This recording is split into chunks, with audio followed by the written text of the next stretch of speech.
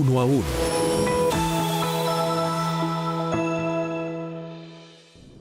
Hola, yo soy Ramiro Avendaño y esto es Uno a Uno. Estamos aquí con Elsa Noguera, actual gobernadora del Atlántico. Hola Elsa, ¿cómo te va? Ramiro, ¿cómo estás? Un saludo especial para ti y para todas las personas que nos están viendo. Bueno, bienvenida a Uno a Uno. Este es un programa que habla sobre lo humano. Y tú has sido, desde lo humano, has logrado temas profesionales increíbles. Eres la actual gobernadora del Atlántico con muchos éxitos. Fuiste alcaldesa de Barranquilla, ministra de Vivienda, candidata a la vicepresidencia de Colombia, directora de la Fundación del Papa, Fundación Escolas. Detrás de la persona que ha logrado eso, ¿quién hay? Bueno, una persona alegre, optimista, me gusta ver el futuro siempre con esperanza, me gusta desafiar los límites. De hecho, pues he utilizado gran parte de mi vida muletas para caminar. He estado en 2 oportunidades en silla de ruedas, pero eso nunca ha sido un impedimento para mí. Al contrario, esas dificultades de salud se han convertido en una oportunidad para crecer como persona y me han hecho de pronto un poco más fuerte, pero sobre todo nunca me ha quitado el optimismo, la alegría, y por eso cada vez que emprendo un proyecto, un programa, un propósito, siempre voy dispuesta a lograrlo y entendiendo que las limitaciones, las dificultades nunca pueden ser un obstáculo, sino una oportunidad para esforzarte más. Creo que todos los que te conocemos, que somos muchos, vemos con mucha claridad que a ti definitivamente esa condición de la muleta nunca te ha definido. ¿Cómo era tu vida de niña y cuándo te diste cuenta que eso era importante, si es que le diste alguna importancia? Bueno, la verdad es que solo supe que tenía una discapacidad a los 38 años cuando llegué a Bogotá a acompañar a Germán Vargas en su primera aspiración a la presidencia de la República. Fue un poco curioso porque pues yo crecí en Barranquilla, tuve muchas cirugías y bueno, realmente lo que tengo es unos huesos muy calcificados, se fracturan con facilidad y por eso pues siempre es importante en muchos periodos de mi vida utilizar muletas. Pero para mí era algo normal. De hecho, en mi casa me educaron como o al mismo nivel de exigencia que a mis otros 2 hermanos, nunca me trataron diferente, todo en el colegio, en el curso, pero cuando llego a trabajar a Bogotá, todos los medios de comunicación me preguntaban, ¿y tu discapacidad? ¿Y tu discapacidad? Y yo, pero realmente no entiendo, ¿cómo así que mi discapacidad? Yo uso muletas para caminar, pero eso no es una discapacidad, uno lo puede todo. Y bueno, no, fue muy chistoso porque recuerdo en una entrevista que me hizo Marisabel Rueda, yo le dije, pues realmente yo no sé por qué, porque me decía, ¿cómo te ha tratado Bogotá? ¿Cómo te sientes? Y yo, no, feliz, a mí Bogotá me trae súper buenos recuerdos. Yo estudié economía en la Javeriana y bueno, eso fue muy lindo porque mis compañeros de curso me ayudaban, me cargaban en caballito para poder llegar a tiempo a clase. Entonces, a mí me gusta Bogotá, pero le hacía como esa precisión, ¿no? Me ha causado curiosidad que solo me preguntan por las muletas y no, yo creo que el país se acostumbró a verme porque bueno, después fui alcaldesa de Barranquilla y cuando ya regreso a Bogotá como ministra de Vivienda, nunca más me volvieron a preguntar por las muletas. Creo que todo el mundo se acostumbró que uno puede estar en estos cargos a pesar de tener de pronto una limitación física. Bueno, como eso no te define, no vamos a dedicarnos a hablar de eso. Así como el rol político siempre está presente, pues por supuesto las muletas están presentes, son parte, digamos, son compañeras de tu vida, pero no vamos a dedicar la entrevista a eso para irnos a esa Elsa por dentro. Cuando eras niña, ¿ya andabas pensando en política? ¿Cómo era tu infancia? ¿En qué soñabas? No, yo creo que yo nunca imaginé que iba a terminar en la política, pero sí tenía un papá súper cívico, que le interesaban los temas de la ciudad, los temas de país, pero crecimos en una época de una ciudad muy disminuida, con una serie de problemas, una ciudad en bancarrota, la alcaldía de Barranquilla estaba asociada con casos de ineficiencia administrativa, corrupción. Entonces, como que uno nunca soñaba con trabajar en la alcaldía. De hecho, cuando Alex Char en el 2008 me pide que lo acompañe como secretaria de Hacienda, la primera reacción mía fue imposible. Yo soy una financiera, yo venía a trabajar en entidades financieras, tanque de pensamiento, yo soy economista con pues, maestría en finanzas, o sea, nunca pensé en lo público, no me eduqué o no me formé académicamente para trabajar en lo público. Pero bueno, los números, saber de números te sirve para todo. La ciudad estaba en bancarrota y me dijo, no, yo necesito que me acompañes. Y yo le decía, no, yo te ayudo desde afuera, pero yo no quiero poner en mi hoja de vida que trabajo en la alcaldía de Barranquilla porque después nadie me va a dar trabajo, porque tú sabes que esa entidad no tiene mucho prestigio. Y bueno, resulta que fue la experiencia más linda de mi vida. Creo que esa inquietud de trabajar por lo público, de servir, la heredé de mi papá. Mi papá, a pesar de que nunca estuvo en política, sí fue una persona muy cívica, que le interesaban los temas de ciudad, de país. Y bueno, así me fui vinculando y desde ese momento he seguido en lo público, pero yo creo que ya va siendo tiempo de hacer como un descanso y creo que voy a recuperar, voy a volver al sector financiero, pero sobre todo al sector privado. Increíble que hayan pasado solo 15 años y sea una carrera dentro de lo público en la que haya pasado de todo. ¿A qué le atribuyes haber, digamos, podido hacer una carrera tan bien hecha y tan completa en el mundo público, digamos, no habiendo comenzado en él y en relativamente corto tiempo? O sea, cuando yo estoy en un cargo, cuando yo era secretaria de Hacienda, yo solo pensaba en dar lo mejor de mí como secretaria de Hacienda.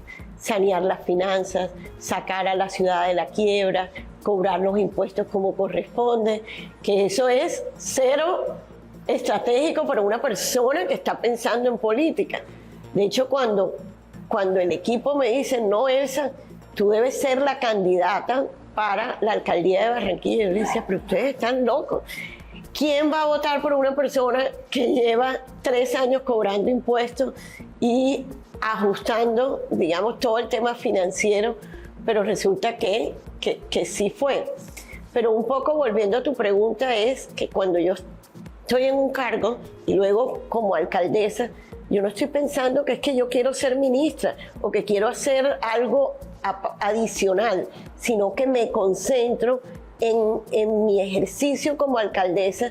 Y claro, eso me permitió un contacto con el presidente Santos cuando yo era alcaldesa y le gustó como mi trabajo, y por eso cuando arma su equipo en su segundo gobierno me llama para que sea su ministra de Vivienda. Pero es cuando estás en el cargo, bótala todo, entrégala todo, trabaja con disciplina, con rigor, cumple tus propósitos, que muy seguramente eso te abrirá puertas. Estamos con Elsa Noguera, actual gobernadora del Atlántico, nos está contando su vida. Vamos a un corte de comerciales. Elsa, nos hablabas del propósito, de cómo hacer las cosas con foco y propósito, y cómo es como el gran secreto de la vida. Cuéntanos un poquito más. Bueno, enfocarnos. Es definitivo, enfocarnos en lo que estás haciendo. Y de pronto estoy siendo repetitiva, pero cuando tú estás pensando en lo que quieres ser, tanto te desenfocas del presente. Y es lo que hace que no tomes las decisiones acertadas. Pero sobre todo la disciplina, el rigor. Además, hay que llenarnos muchas veces de valor, de valentía. Atrevernos, tomar decisiones a pesar de los temores, de los miedos. O sea, yo si algo hago también es aprovechar las oportunidades. No siempre tenemos todo claro. Cuando iba a entrar a la alcaldía como secretaria de Hacienda fue todo un desafío porque estaba llena de temores, y yo sí podré acompañar al alcalde en el saneamiento para lograr un verdadero milagro financiero, como después se entendió. Y resulta que uno, a pesar de la incertidumbre, de los temores, hay que atreverse. Y así, cada vez que cuando iba para la alcaldía, cuando iba para el ministerio fue totalmente un reto para mí, porque bueno, ya yo estaba con una muleta, estaba bastante recuperada y eso implicaba desplazarse por todo el país, implicaba coger aviones, chalupas, porque el Ministerio de Vivienda, sobre todo, es el ministerio que llega a las regiones más apartadas con todos los programas de vivienda, de agua potable, de saneamiento. Y recuerdo que en el momento cuando el presidente me dice, mi primera reacción, bueno, realmente la primera llamada no fue del presidente, sino de su jefa de gabinete. Y yo entro como será, yo me iba para una beca en Yale, que estaba emocionadísima, una beca además de líderes del mundo. Y en ese momento tenía la excusa perfecta, pero uno tiene que atreverse, o sea, uno no puede dejar que los miedos o los temores o la incertidumbre de cualquier proyecto nuevo te termine, o sea, no te deje actuar o a tomar decisiones que te van a permitir crecer. Elsa, la política para nadie es un secreto que está llena de tiburones. Más la política colombiana y yo diría que al menos más notablemente, no necesariamente porque lo sea más, la política en el Caribe colombiano. O sea, es un entorno hostil, difícil. Me contaron que estás escribiendo un libro de liderazgo y no sería para menos. Mujer, costeña, con sus amigas muletas. ¿Cómo has hecho para navegar en este entorno tan difícil y cuáles son las lecciones de ese libro de liderazgo? Cuéntanos un poquito más de ello. El libro aplica para todo el mundo, pero sobre todo quiero que las mujeres que quieran estar en política se atrevan. Estar en política es complicado para cualquier persona. Ahora imagínate para una mujer. Cuando yo aspiraba a la alcaldía, teníamos 8 departamentos en la región Caribe, de los cuales solo había una alcaldesa mujer y una gobernadora mujer. Teníamos 21 concejales, solamente una mujer concejal. Entonces, llegar a aspirar a la alcaldía y ser la primera alcaldesa mujer fue complicadísimo, porque me veían cualquier cosa que ocurría. Si no funcionaba la seguridad, claro, porque hay una alcaldesa mujer. Como cuando hay un trancón y un carro por ahí, la gente lo primero que dice es, ha de ser mujer. Porque es que no saben de movilidad y bastante que se equivocan. Creo que lo que le falta a la seguridad es tener más mujeres tomando decisiones en las fuerzas militares, en el Ministerio de Defensa, y creo que eso haría la diferencia. Pero recuerdo que dije, reconozco esta elección como un reconocimiento a la mujer barranquillera y yo quiero que en mi equipo tengamos muchas mujeres barranquilleras o de otras partes. Y en ese momento me decían, imposible, no las vas a conseguir. ¿Dónde vas a encontrar tantas mujeres que puedan manejar los temas de la casa y adicionalmente ser secretaria de despacho? Bueno, las conseguí y después me decían, no, van a renunciar pronto porque es imposible. Estuvieron conmigo los 4 años y solo 2 me renunciaron porque se fueron a trabajar al gobierno nacional. Entonces, lo que me ha demostrado a mí, pues mis diferentes experiencias de trabajar con las mujeres, que nosotros aprovechamos al máximo esa oportunidad. Pero ¿cómo se hace para liderar desde una posición en la que uno pueda arrancar siendo estigmatizado o en una aparente inferioridad de fuerza? No, es simplemente no hacerle caso y empezar a demostrar, sobre todo... A creértelo. O sea, que no creerte eso y creerte... Sobre todo nosotros tenemos que hacer un gran esfuerzo.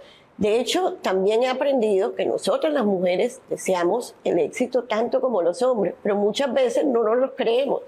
Y es lo que impide que tengamos más mujeres, no solo en la política, sino en los altos cargos directivos, en las juntas directivas. Y está demostrado en los diferentes estudios de McKinsey que las empresas que tienen una alta participación de mujeres en la toma de decisión son mucho más sólidas financieramente, tienen una mejor respuesta en atención al cliente, tienen mayores utilidades. Entonces el mundo se está perdiendo un mayor crecimiento y dinamismo económico por no tener mujeres en las tomas de decisión, y por eso siempre trabajo para tener unos equipos mixtos, porque aclaro, Rami, tampoco me gustan solo de mujeres. Yo creo que los equipos mixtos logran unos resultados maravillosos. Pero claramente todo esto proviene de haber crecido sin complejos.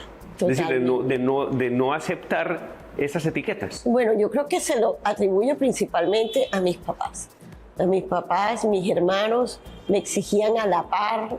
Bueno, después mis compañeros, como yo me creía igual que a todo el mundo, era la más pequeña, pero me creía igual y resolvía como fuera. Cuando me llamaban al tablero, hay veces tenía unos profesores que me escribían el problema arriba. Yo rodaba una silla y empezaba a responder. O sea, como que siempre veía cómo resolvía, y fui creciendo en ese entorno como de inclusión, de igualdad, y fue definitivo para poder después lograr todos mis propósitos, a pesar de que de pronto me cuestan un poquito más de trabajo que al resto, porque bueno, cuando estaba estudiando economía tuve 3 cirugías, menos mal que fue en la Javeriana y la cirugía fue en el Hospital San Ignacio, pero los compañeros todos te ayudan. O sea, hay veces también tenemos que ser humildes y tenemos que pedir ayuda. ¿Quién no te va a ayudar a moverte cuando tienes una limitación física? Todo el mundo te ayuda, pero tienes que tener también como la tranquilidad de que necesitas solicitar ese apoyo y seguramente te lo van a dar. O sea que lo que aparentemente te hacía más débil realmente te hizo más fuerte. Sin duda, porque me tocaba levantarme después de cada cirugía. Son 18 cirugías de huesos pues a lo largo de toda mi vida, y recuerdo que había momentos en que dolía mucho. Y mi mamá tenía una frase súper linda, y yo se la repito a todos los jóvenes siempre, que por muy oscura que esté la noche, al día siguiente siempre sale el sol. Cuando ha llegado a las 6, 7 de la mañana y el sol no sale, puede que esté nublado, pero de que sale el día, sale el día.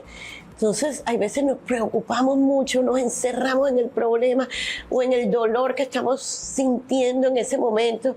Y resulta que todo pasa, hasta lo bueno.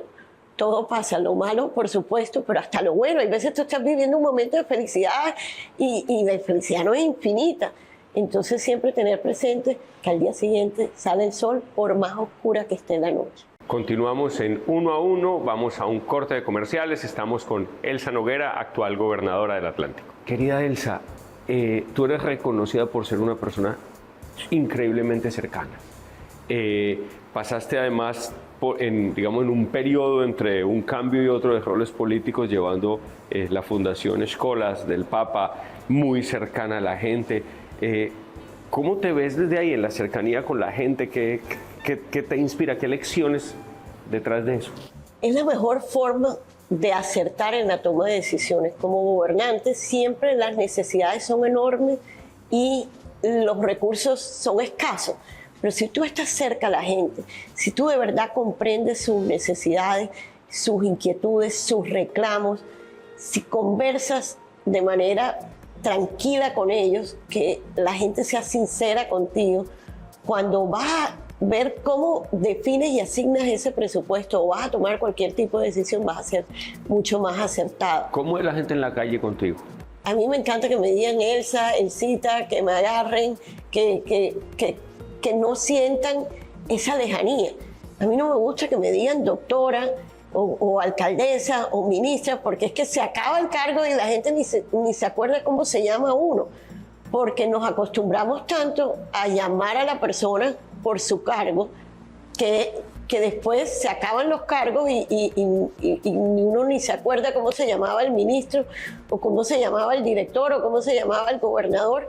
Entonces, para mí sí es muy importante que me sigan llamando Elsa, Elsita, que me sientan cerca, que tengan la confianza de decirme lo que les gusta y lo que no les gusta, para poder acertar y o tomar mejores decisiones, que siempre son tan complejas en esto de lo público. Bueno, para mí la palabra que más claramente te define es líder.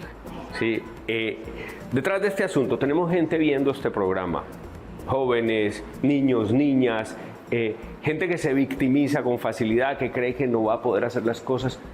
Un consejo para la gente que está viendo el programa. No, sobre todo que nos atrevamos, que no importa que tengamos temores, incertidumbre, que no sepamos si sí o no, que nos atrevamos. Para mí un líder tiene que ser valiente y es atreverse. Lo segundo, que nunca perdamos la capacidad para soñar en grande.